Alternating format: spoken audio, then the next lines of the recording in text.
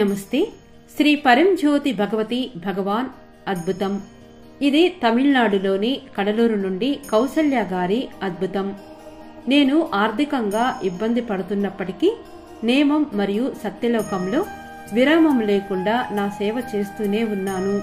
గత నవరాత్రి హోమ సేవా సమయంలో నా తల్లికి డెంగ్యూ సోకింది. ఆమె రక్తాన్ని వాంతి చేసుకోవడం ప్రారంభించింది మరియు పరిస్థితి విషమంగా మారింది.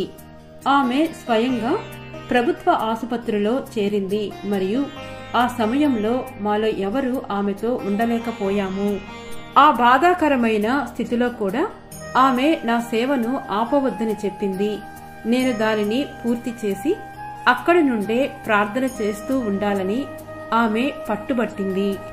నేను చాలా ఆందోళన చెందాను మరియు చాలా ఏడ్చాను, కానీ ప్రార్థనతో నా సేవను కొనసాగించాను. ఆ సమయంలో శ్రీ పరంజ్యోతి భగవతి భగవాన్ నా తల్లిని జాగ్రత్తగా చూసుకున్నారు. నేను సేవ పూర్తి చేసుకుని తిరిగి వచ్చిన వెంటనే నా తల్లిని ఒక ప్రైవేట్ ఆసుపత్రికి తీసుకెళ్లాను.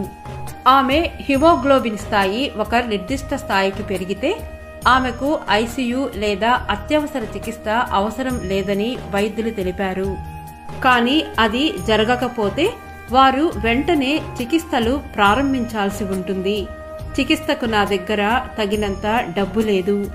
కాబట్టి నేను హృదయపూర్వకంగా ప్రార్థించాను. అద్భుతంగా ఆమె హిమోగ్లోబిన్ స్థాయి సరిగ్గా అవసరమైన స్థాయికి పెరిగింది. వైద్యులు కూడా షాక్ అయ్యారు.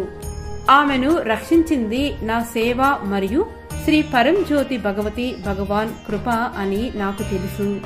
ఆ క్షణంలో నా హృదయం పూర్తిగా కృతజ్ఞతతో నిండిపోయింది.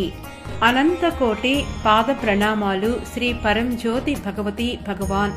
శ్రీ పరంజ్యోతి భగవానుకు నా ధన్యవాదాలు.